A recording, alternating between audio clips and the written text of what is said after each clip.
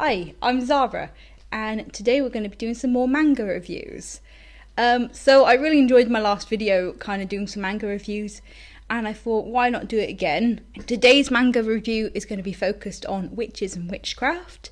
I thought I'd do like a big theme for this one because I just happened to have quite a few mangas I'd read which focused on these kind of themes. When I was younger, I was a really big fan of Harry Potter, so I generally really love stuff that talk about witches and witchcraft.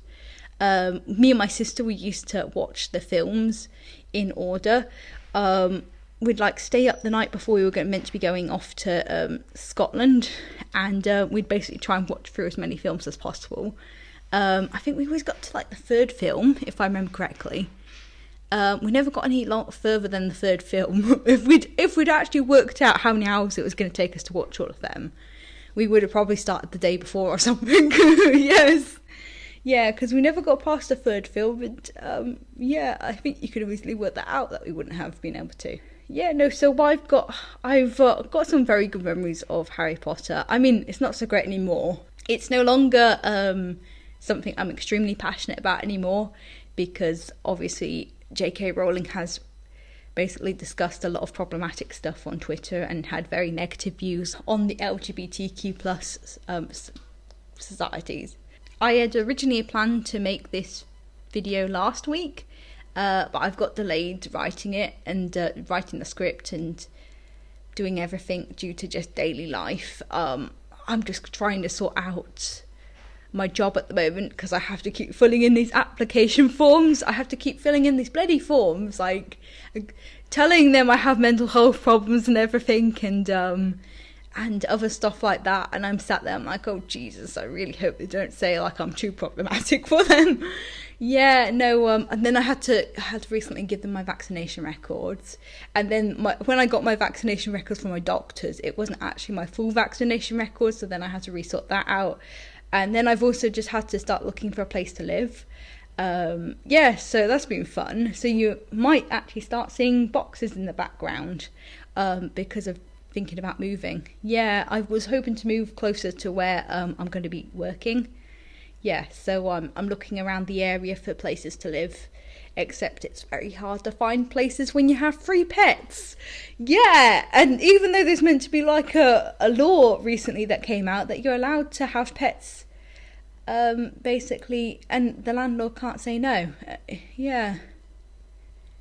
No one really listens to the laws. It's the same with the law about there's a law that you're meant to actually report if a cat's killed, but not many people realise that's a law. So most people think that you don't need to actually report when a cat's killed and, like run over or something, and they just kind of leave the cat there. But then there's loads of cat owners that kind of, they never know what's happened to the cat, and they're still looking for their cat, but it's actually just dead. Yeah, sorry, got on a tangent with life. Yeah, no, so basically I've had just a lot of anxiety and a lot of life stuff the past 2 weeks, so it's kind of, that's been mainly at the focus of what I've been doing recently.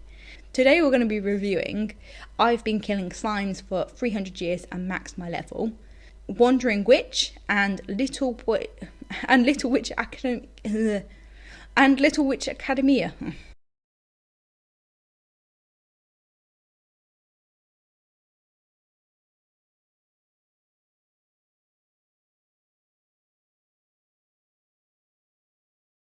So first one we're looking at is I've Been Killing Slimes for 3,000. I've Been Killing Slimes, I think it's meant to be 3,000, isn't it? I think so. I've Been Killing Slimes for 3,000 Years and Maxed My Level. This manga was originally published in January 2017 and is still running today. I have read 5 volumes of the manga, but there are actually 7 in English and 9 in Japanese. I think I'm a bit out of date with them because I really like collecting it, but I haven't had much money recently, so I think there's been 2 released and I haven't been able to buy them. Also in January 2017 a light novel was released connected to the manga, and that has 15 volumes released in Japanese. Both the manga and the light novel came from material published on a website in 2016. And there has also been a spin-off to the story called I Was a Bottom Tier Bureaucrat for 1,500 Years and the Demon King Made Me a Minister. That was published in July 2017 as one volume as a light novel. And in January 2019 to August 2020, it was published as 3 volumes as a manga. There have also been other spin-offs too to this manga, including Food for an Elf, Red Dragon Women Academy, and The White Journey of Margrave. From April 2021 to June 2021, the first season of the anime, which is with its 12 episodes, was released. The anime I have so many animal problems here. I know, honey. I know. The cats are angry because I've put the flea treatment on them today. And then the dog's angry because I've put her in a cage. Because she barks so much and it's so loud when she's in the same room. And she does it all the time when I'm recording. So I'm just like, you're going into a different room. Where was I? From April 2021 to From April 2021 to June the same year, the first season of the anime has been released, and it's 12 episodes. The anime was released out to Crunchyroll, so you can watch it on there. The general starting point for the manga is that after living a painful life as an office worker, Azusa ends up dying from overworking. She finds herself reincarnated as an undying, unaging witch in a new world, and now she vows to spend the rest of her days pleasantly and stress-free as possible. She makes a living by hunting slimes, the easiest targets in that world, and after centuries of doing this simple job, she has become very powerful and no longer able to maintain her low-key lifestyle.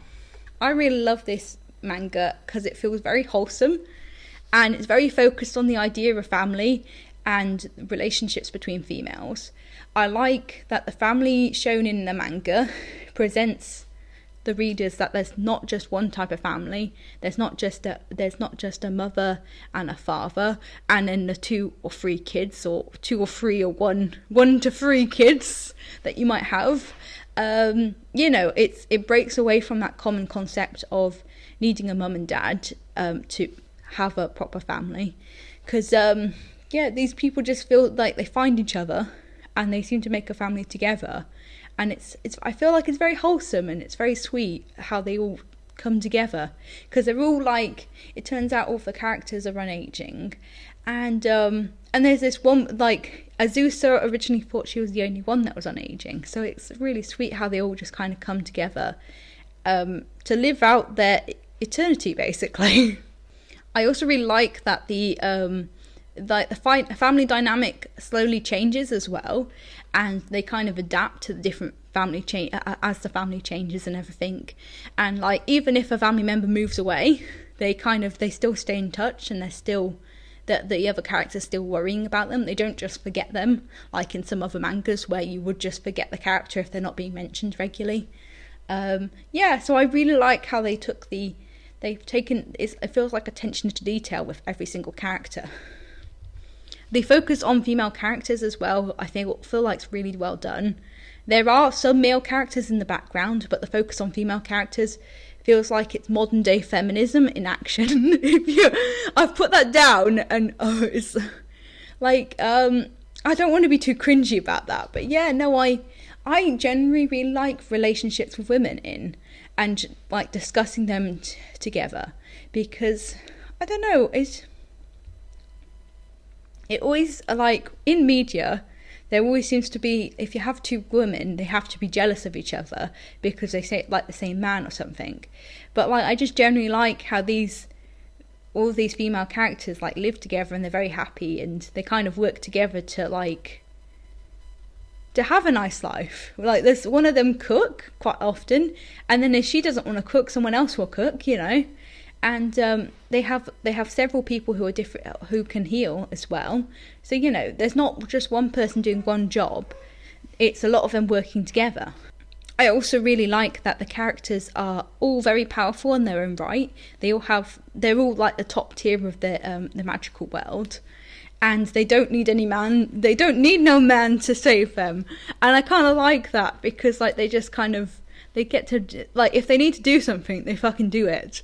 And they're like, okay, we're not, like, if we need to talk to the Demon King, we're going to talk to him, and we're going to make sure he knows what we're like, how we feel about how he's badly treated us or something.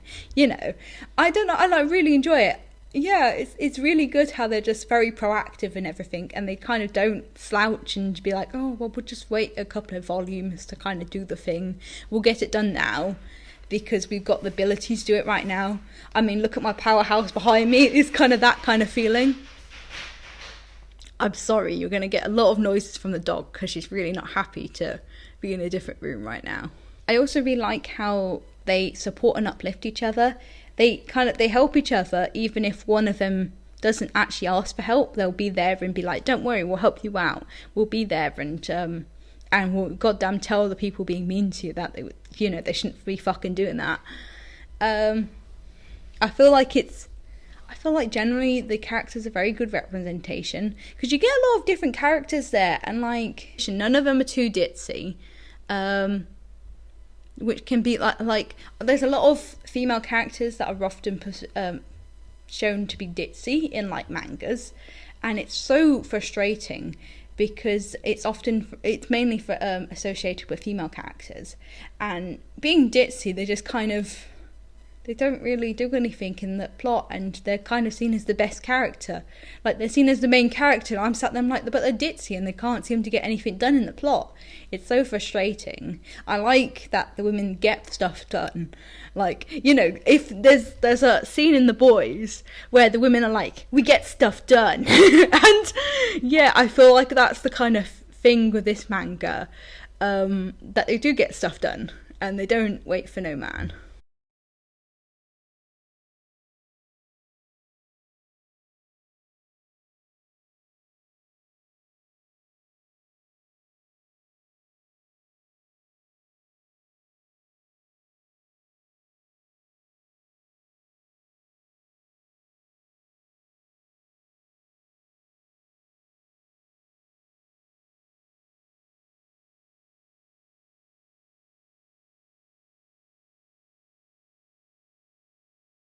In the manga, Azusa finds out that she is level 100, which leads to Leica, a 300-year-old red dragon, coming to threaten her. Azusa beats her in a fight, and Leica becomes Azusa's apprentice and housekeeper. Next, Azusa finds out that she is actually the mother of Falfa and Shaosha, twin slime spirits made up from many slimes Azusa has killed. Although they are 50 years old, they're actually still children. They're shown as to be children. And slowly over the volumes, more and more people join the family, and it feels very natural. Considering how many people are actually in this family now, it still feels like you remember each of the characters. They each have their own very detailed backstory, and they even go back to the backstory and like develop it even more, and like say, oh yeah, I was good friends with this person beforehand, and you know, and I'm like, oh my god, they're not just talking about the backstory once and forgetting about it. It's great. It feels like every character has a well-developed backstory, and they have very clear characteristics and everything. And yeah, they kind of feel a bit similar in ways, but like it's just, I think it's because mostly it's that they want to help each other all the time. Like, they all have a common goal that they just want to be a happy family, but that's the only way they feel similar, you know. Yeah, the characteristics of each character, each of the characters have clear characteristics, and they remain consistent, which is really great. And I don't feel like any of the characters really feel too similar to the other. There's common characteristics that some of them have, but that's about it. Like, they all just generally want to be in a family together and like have people to support them. But I think that makes sense because they've had so many years where they've been all alone. Like, you've got 300-year-old dragons, you've got a 300-year-old witch, you've got 50-year-old twin slime spirits, and they've all been living by themselves that time. So you can understand why they'd like really want to have someone else there, because they've had all this time alone where they've just been very isolated. I really like particularly the main character, Azusa, as she begins the story wishing to laze about and becomes very compassionate and protective over her newfound family. It is also slowly revealed throughout the manga that despite her saying she has lived a very relaxed life before, in the past, like when there's been periods of plague, she has actually helped the village. So she hasn't been as chilled out as she thought she was. Like, she has actually been very proactive. So I really like it because like it shows that characteristic has always been in her. And the way it shows that basically the characteristics always been in her, and that it's just needed to be opened up by her meeting people that have very similar views to her, and people who she can feel like their family basically. I also really like that every time she has a new family member join the family, she actually purposely introduces them to the village, and I think it's really sweet because she's like, listen, if you're going to live with me, then you're going to have to make sure you know the village, because the village know me really well, and I want you to feel as welcome as possible. And I think it's really endearing. It's really cute, because I was sat there and I was like, is she going to introduce them to the village? I was like, oh my god, that's so cute. Yeah, you just die of cuteness while you're reading it. It's so adorable. Yeah, I really love it. I also really like the art style, as it's very simplistic. The combination of magic and the art style makes it very easy to identify each of the characters. For example, witches wear hats, dragons have horns in their human forms, and ghosts have spirits that float around them. So you can tell who each of the characters are, even if you haven't got the colour there, which is a very goddamn important thing. Yes. Yeah, because a lot of people seem to forget that you're going to bloody read a manga in black and white and not have colour. So if you have each of the characters with different coloured hair, you're not going to be able to see that in a manga. Yes. Talking about mentioning laid back camp there. But yeah. I really like that you can just really easily understand who each of the characters are, and it makes it just a lot more easier to work out and it makes it a lot more easier to understand what the heck's going on in the story in general. I also really like the colourful front cover and and the detailed world that they bring to life in the manga. There's a world for demons to live. There's somewhere else where the dragons live, and the dragons each have tribes, which I found really interesting. They're separated into different colours, and there's the human villages, which also seem to have elves, and I think, and then there's also ghosts there sometimes, and I think it'd be really interesting to learn about why they're all segregated and why the elves don't live with the humans. Yeah, because that would be very interested. I would also really like to see a map of the world at some point to try and figure out where everything is in comparison to one another. Yeah, no, I think that'd be really good. I forgot to cover this beforehand, but I will mention it is very important that you make sure you buy the manga and not the light novel, because I did that when I first bought it, and then I had to send them all back, and it was a bloody nightmare. The light novels took so long to get to me, and then it turned out they were the bloody wrong thing, and I was like, oh Jesus, it nearly put me off buying the manga. It did. So make sure when you go for it, you look for the manga and not the light novel if you're buying off Amazon especially.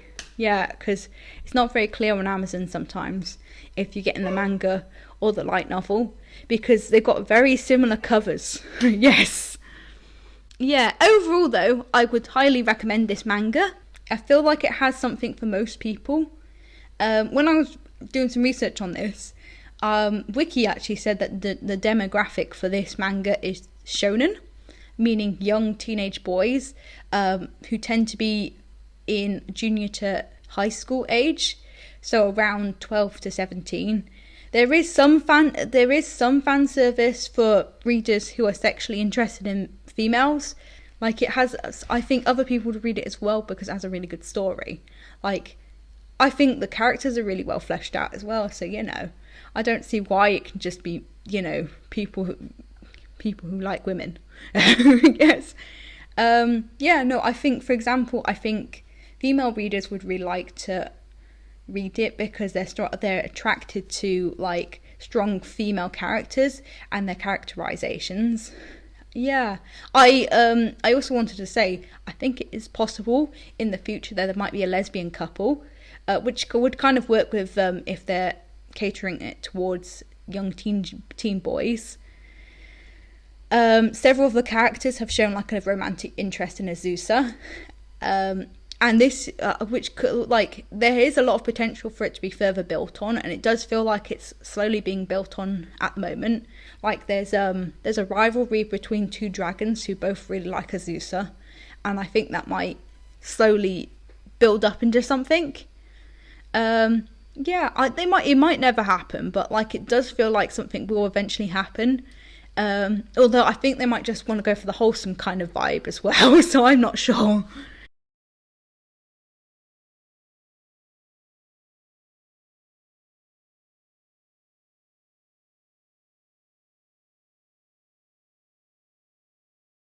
So my next manga is Wandering Witch: The Journey of Elena. This manga was published in November 2018 and is still running today. Currently there are 3 volumes out. I have 2 of them. I don't have the 3rd one just yet because it hasn't been released into English. The manga is an adaptation of the light novel, which began being published in April 2016 and is still being published today. There is a total of 18 volumes that have been published in Japanese of the light novel. Originally, when I had the same problem with this as I did the last manga. I bought them at like the same time. I accidentally bought the light novel instead of the manga, so please make sure you buy the manga if you want to read the manga, because the light novel is just like, it just has lots of words, and I kind of like seeing the action. Like, I don't want my brain to have to work too hard with manga. Manga is what I read when I'm too tired to read a history book, so, you know, I need something that's much easier. Yeah. Oh, you can see Fred. I just saw Fred moving there. So the manga generally focuses on Elena, who, inspired by the stories of Neek, a witch who travelled the world, decides to do the same thing. She decides to become a witch and travel the world too. The story starts with her travelling the world as a fully fledged witch. The manga reminds me somewhat of like a series of Sherlock Holmes cases in a way. Many of the stories that, like, it has a lot of small stories in, and they all feel like an investigation of some sort. A lot of the small stories are very sad, but there are like glimmers of happiness. So I will pre-warn you, some of them are very, very sad, like depressingly so. Elaine the witch will like turn up in a new town, and then there'll be a new case basically to solve, and solving the case ensures that she's paid and she can continue to travel. The story that I feel like in general, the small stories are really well done with a lot of twists and turns. I'm trying to be very general about it because it's so good. I really want you to go and read it. I'm not going to go into too much detail about it because you need to read it yourself because it's so great. Yeah, many of the like stories when I was reading them, oh my god, like they did small stories in such a small pace, and you'd get so invested in them, and then something bad would happen, you'd be like in tears, and I was just like, oh my god, how did they do this? Whereas there's like Black Butler that's 30 volumes and barely like just gets a grumble from me basically. It got tears from me when Agni died, but you know, like. Yeah, no, I really like this story and how like it goes into smaller stories and they're all really well done. It's really well executed. Like, an applause to the person who did that all, because my god, it must have been fucking hard. Like, having such a small amount of spaces to do everything. Like, yeah, no, you've done really well there. In between the cases, there are also glimpses into how Elena became a witch. And I think this is really interesting as they highlight that Elaine is a very talented witch and the challenges she overcame. Like, you don't get the general idea that she is very talented because she never sees any other witches. So having her actually talk about her past is very helpful to actually give you a context of how good a witch she is, like how well trained she is and everything.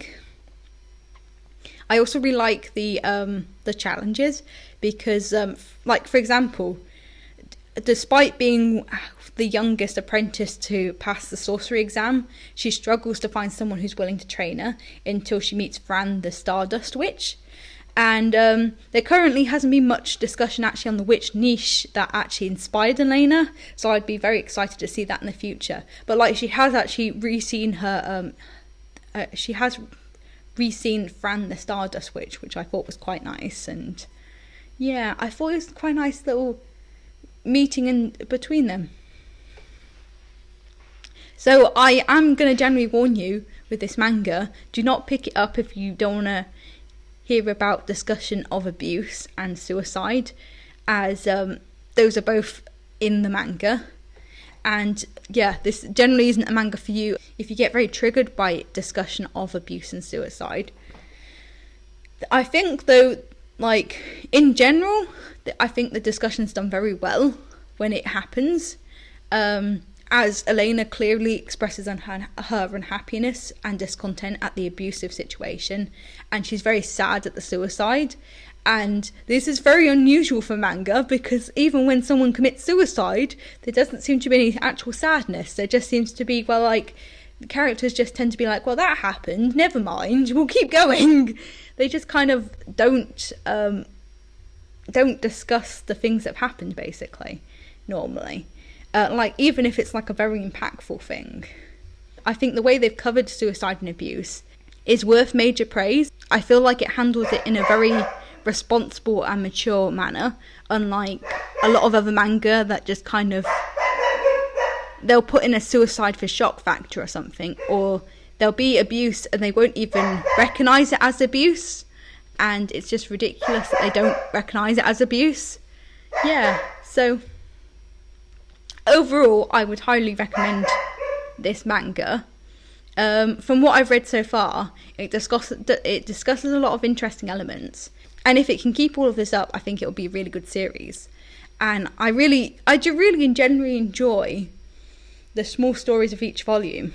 They're really interesting and they really capture your imagination.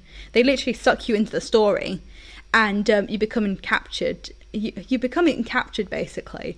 And I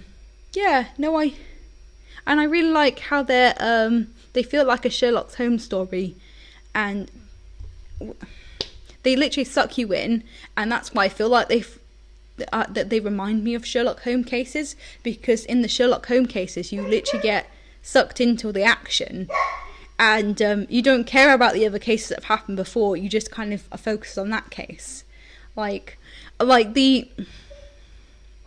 It's more of like it does have build up, but it's a lot slower. I think in general the small stories are very well done. Like, it reminds me of The Witcher as well. The Witcher does this. It has a lot of small stories, and like, you generally just get sucked into the world again. And like, I feel like it does a really good job of like explaining the magical world as well that is there. So yeah, no, I would highly recommend this manga.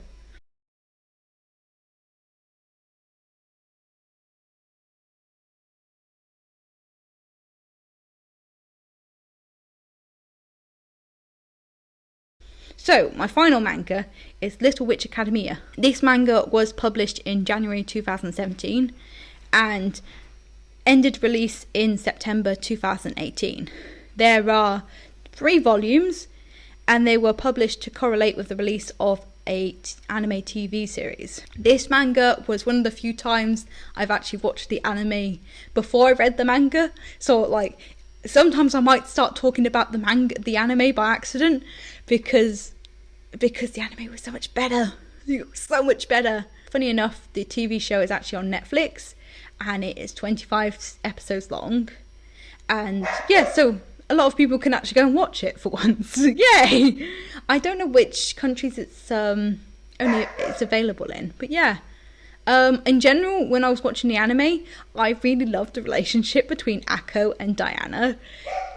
And when I found the manga by accident at my local Waterstones, I basically picked it up and was like, oh my god, I need to read it, because I was really hoping that it would build up upon what had happened in the anime. After I finished the TV series on Netflix, I did actually find that there was another film and another TV series in their archives.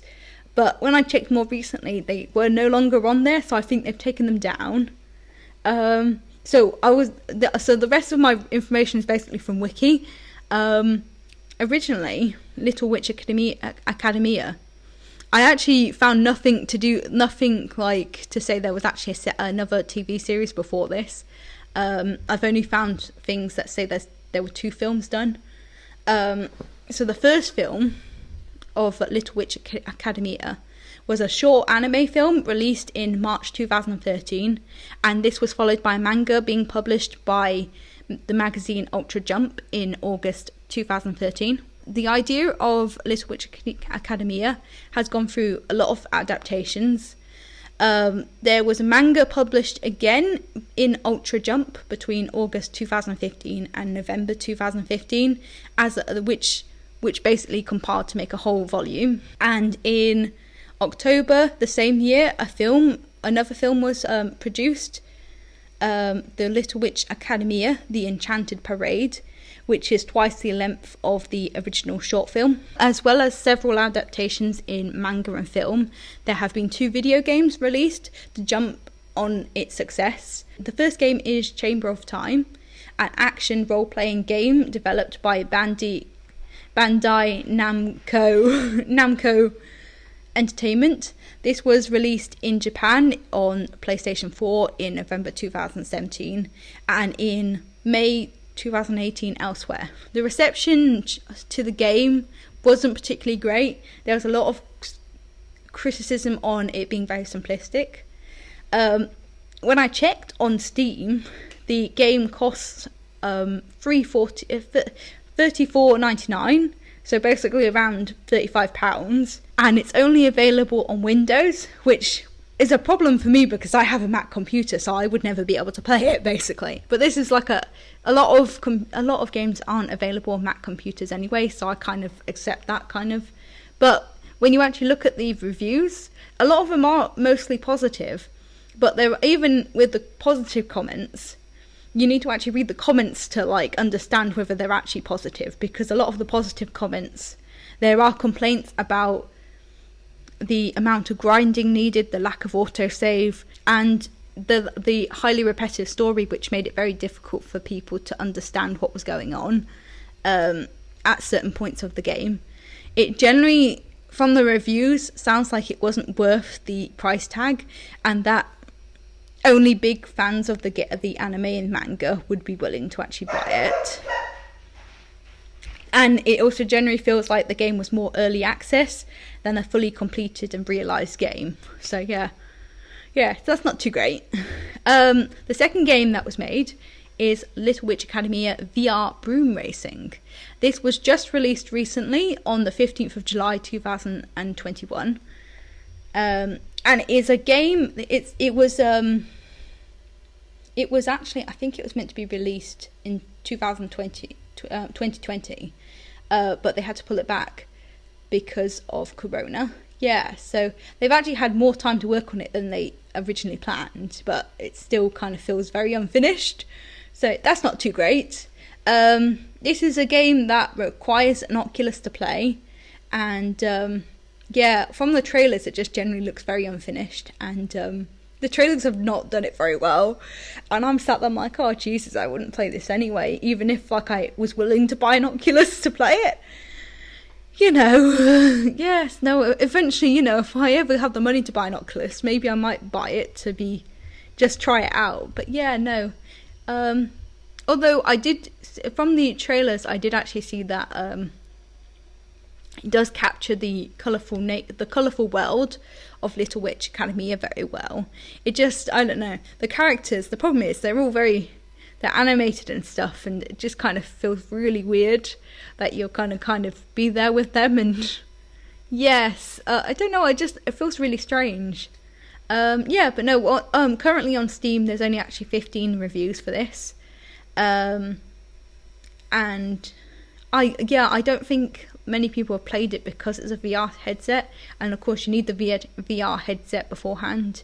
And also I just generally feel like it's a very niche game. You kind of have to be a super fan of the Little Witch Academia to play it. So yeah, so that's a general overview of Little Witch Academia and all of the media they've produced, but as well as this manga.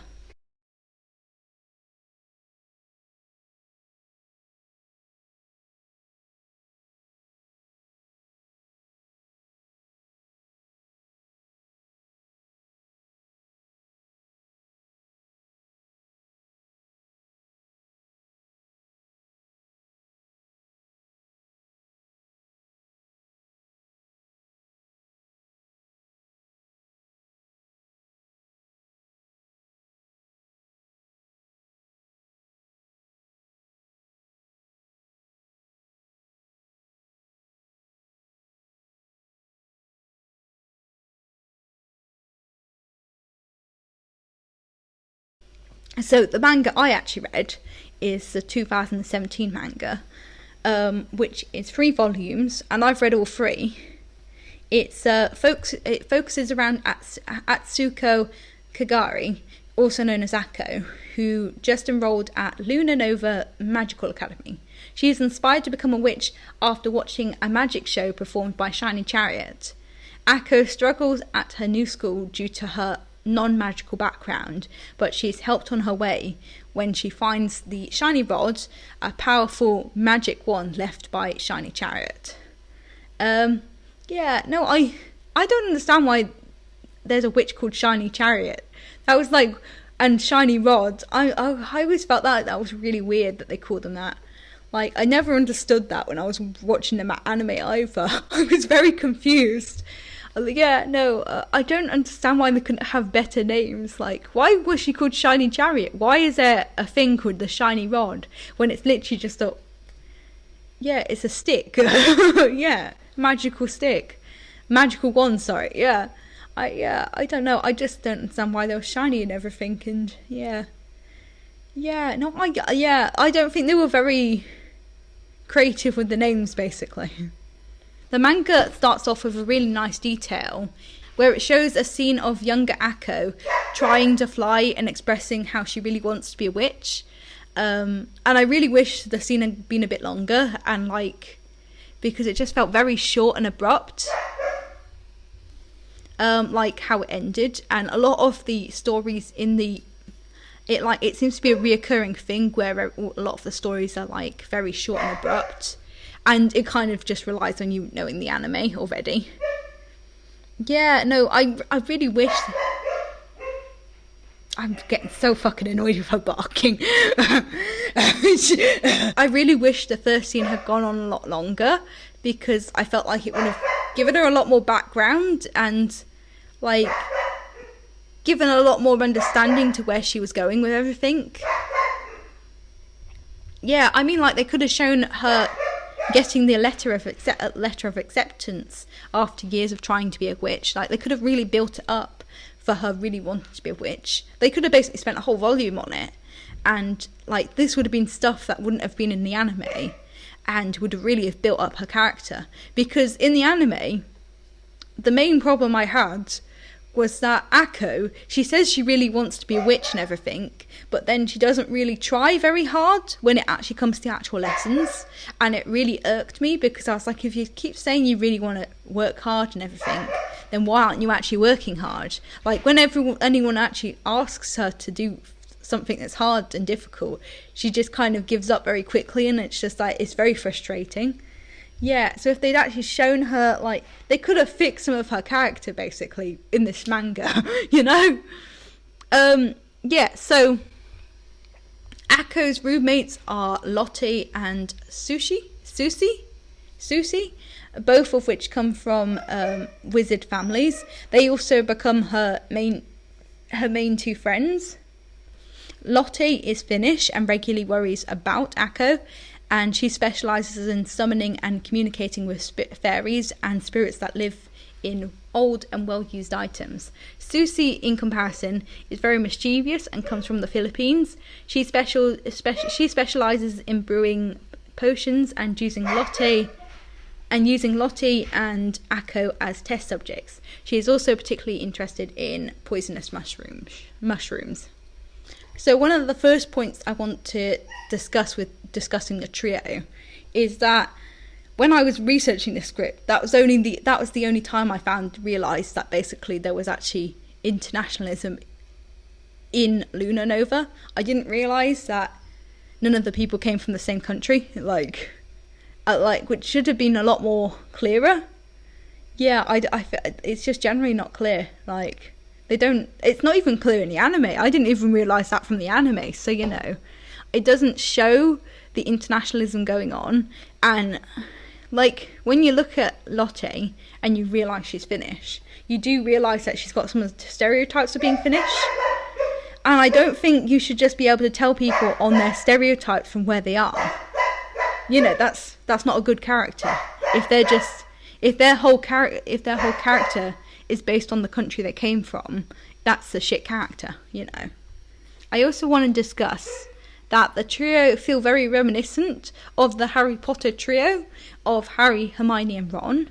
In the Harry Potter, of course, Harry's the main character, whilst Akko is obviously filling that role in the manga. Ron in the books fills the role of emotional support, whilst Hermione is the intellectual support.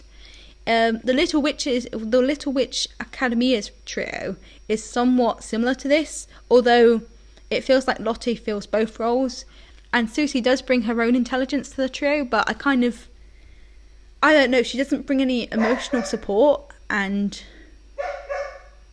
she generally doesn't feel like a well-balanced character. In comparison to the other two in the trio, she feels very much like she was left to the side. I do like, though, that both of the girls have their own speciality, and it gives them their own kind of individual characters. Lotte's speciality is linked to her grandmother, and Susie's interest in poisonous mushrooms always seems to somehow help the group. Like, there always seems to be some poisonous mushrooms appearing and stuff, and she's got to deal with them, and I'm like, Jesus, I didn't realise you could find so many ways to add poisonous mushrooms to a situation. Yes, so I feel like that's kind of funny how they do it every time, because it's like, oh, there's poisonous mushrooms here, and I'm like, oh great, Susie's going to be needed again. Yeah, like I say, I think the main problem with the trio is that Susie doesn't actually feel like a proper friend or character. She often gets pulled into situations and will only help out when she's forced to, basically. There's also a similar issue in the anime too. They could have developed her character to suggest that she secretly liked and cared about her friends deeply.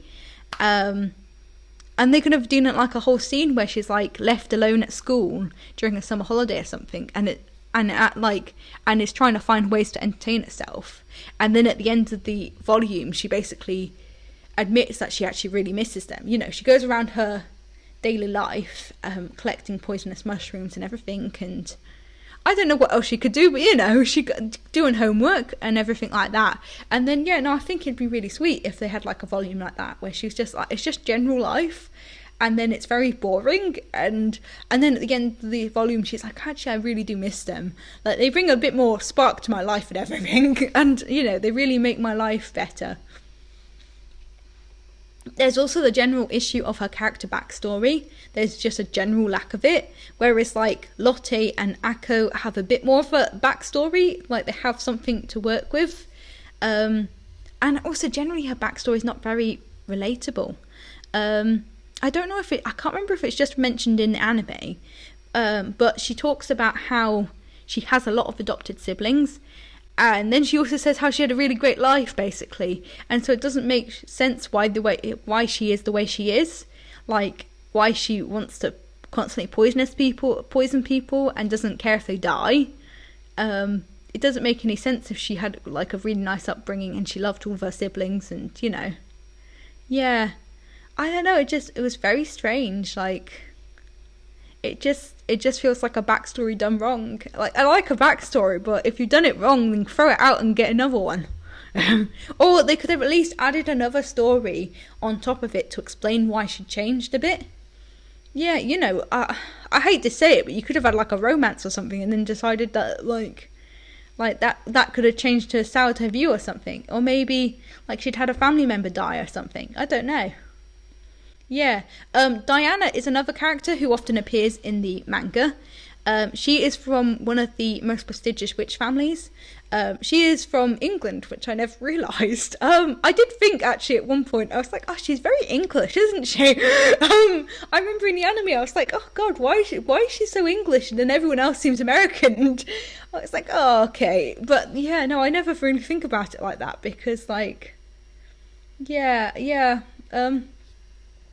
In the anime, Diana is shown to be very snobbish towards Akko, and but she's also very highly skilled at magic. I get very frustrated in the manga as it feels like Diana always has the answer to everything, and like everyone basically reveres her, and I'm so fucking annoyed because they need to give us some extra like make her 3D more. Yeah, it's very frustrating because like. They do the same problem. It's the same problem in the start of the anime.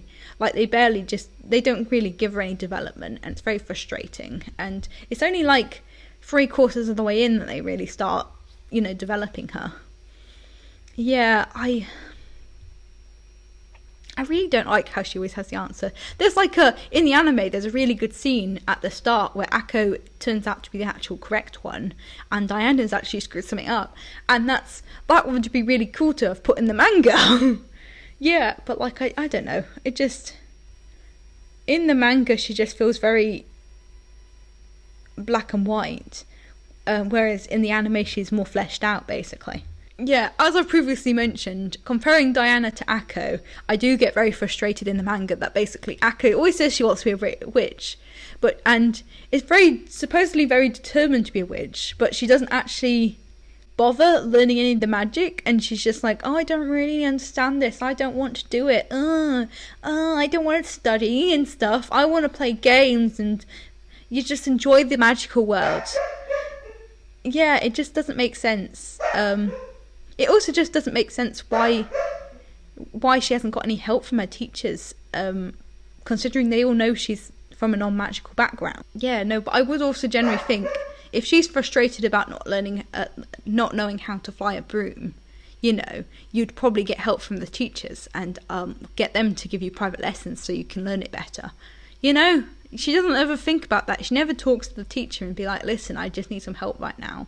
I don't seem to get this. She never talks to the teachers. Like, that's what I did whenever I would bloody not understand something. I would talk to the teachers.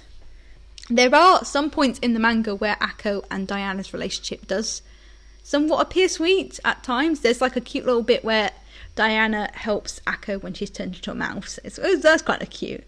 And like Diana will realise Akko's in trouble before anyone else has even realised she's gone, and like it's quite sweet. Yeah. I would though say that the anime is better representation of their relationship though. It just really doesn't do it justice in the manga. Yeah, and then we go back to the problem of the Akko at school and being bad at magic. I don't understand why the teachers don't help her. Like, so if you thought about Akko as like someone who would like, let's put Akko here, and she's very similar to she's similar to someone at this point who is dyslexic at a normal school, and you know if they're dyslexic, they obviously need extra help to be able to flourish, and that is the exact same thing with Akko. And then the really frustrating thing is that when Professor Ursula actually tries to help, she's belittled by the other fucking teachers, and it's just ridiculous, and it's so angering because it just doesn't seem to the manga doesn't seem to understand that, you know, Akko does actually need some help, and in a real life situation she probably would get that help, you know. I don't know if it's like something to do with this Japanese school school system, but yeah, like in the Japanese school system, from what I've seen, like you work your hardest all the time, and it doesn't feel like Akko's doing that basically. Yeah, no, it's really weird because the school expects their students to do really well and uphold the standards of the school, but they're not really helping them to do so. And it doesn't make any sense why they're then getting angry if Akko can't learn, if Akko doesn't realise that what the standards of the school even are, because they haven't bloody taught it to her. So, similar to the other two manga I've previously discussed, the manga is a coming out story which is targeted at boys between 12 and 17. In general, the manga appears to expand on the TV series somewhat that was released the same year. My general expectation when I got to the end of this manga series was that there was actually going to be more manga released to further expand on everything and follow the anime and follow on from the anime. The fact that that never happened really is frustrating, as the first 3 volumes, they kind of needed a lot more to kind of get you to understand the world, because it felt like they were thrusting a load of stuff at you, thrusting loads of more characters at you, and you couldn't really grasp onto anything.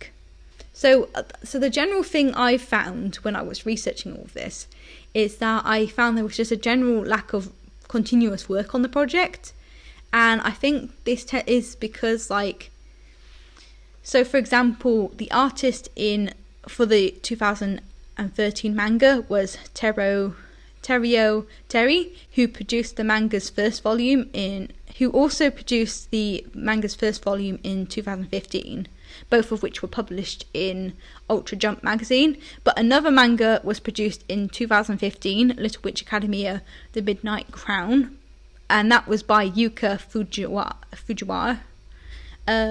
The more consistent material from Little Witch Academia tends to come from the concept Yo Yoshinari. He directed the first short movie that was produced in 2013, and the longer film that was made in 2015. And then he also did the TV series in 2017 and the manga that was for the same year. But I think the key problem is he's a key animator on several other highly popular anime, so I don't think he actually has the time to keep doing this project continuously. Yeah, so it's a real big shame, because if there'd been more manga, that would have been pretty good, It would, it just feels like it's very frustrating when a project just starts and stops all the time, basically.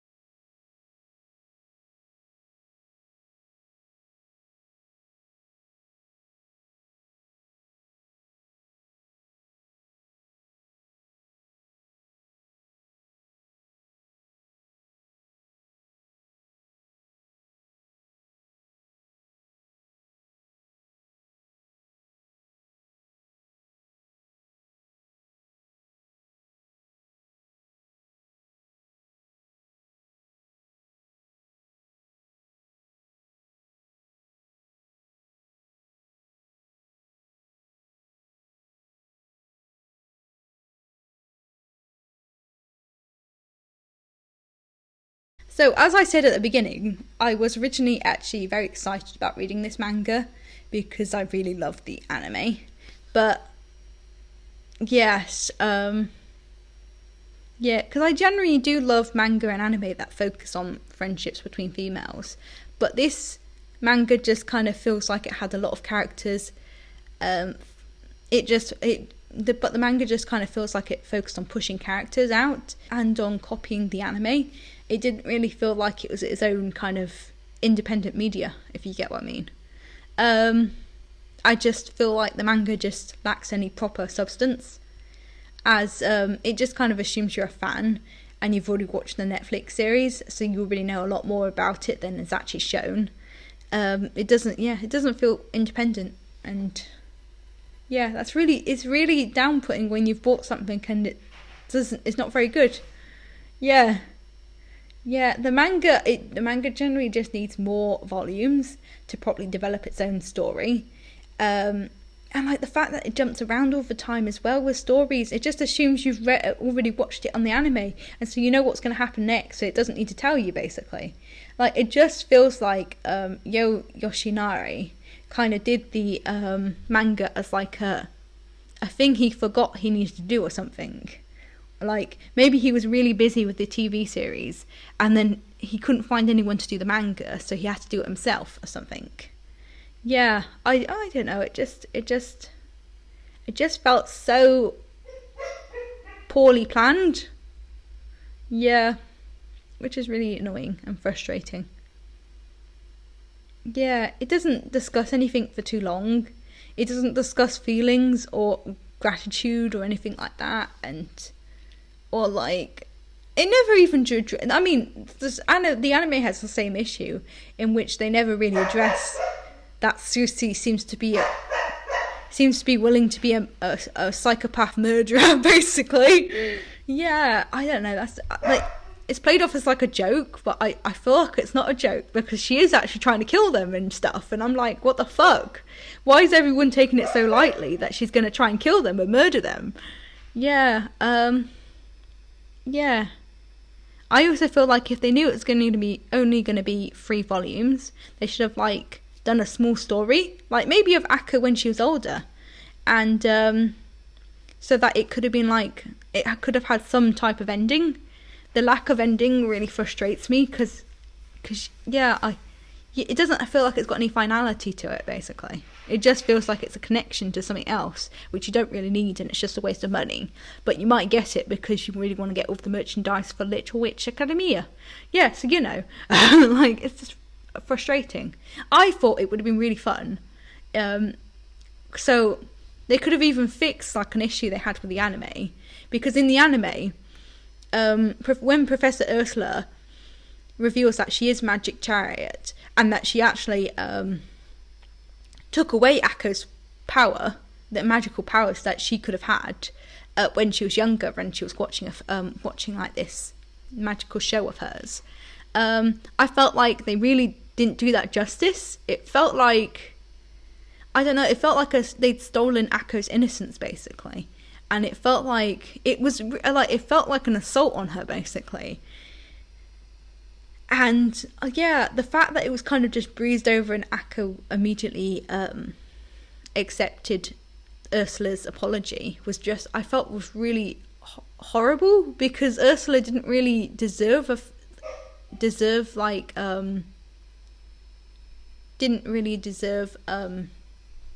forgiveness. I didn't think, like, she hadn't earned it enough, I don't think. Yeah, I really don't think she'd earned she never really earned it. Like, she did stop Akko from like losing her powers once, but this was after she bloody told her about the tree and said don't go there at this point, and then of course Akko bloody went there at that time. I feel like in the anime, when like Akko immediately accepts this, basically, it's very frustrating. It would have been really interesting if they'd made like a three volume story where Akko had learnt to accept her and kind of forgiven her afterwards, instead of like just immediately forgiving her. They could have had like an off-screen thing where she kind of learns to forgive her, and it learns and realises that this is the whole reason she can't use her magic. Yeah, it was really strange. It was really weird. It was the one thing that really made the anime a bit shit at the end, when they just suddenly reveal this twist, and you're like, oh, I've been enjoying this anime all the way up to here. And like, I was willing to forgive it because the rest of it was very good, but like, yeah, when you really think about it, it really did ruin the show. Yes. Yeah. Yeah, so I know we've left on the down note now, but yeah, no, I hope you've enjoyed the manga review for today. And I hope you have a great day. Take care. Bye. See ya.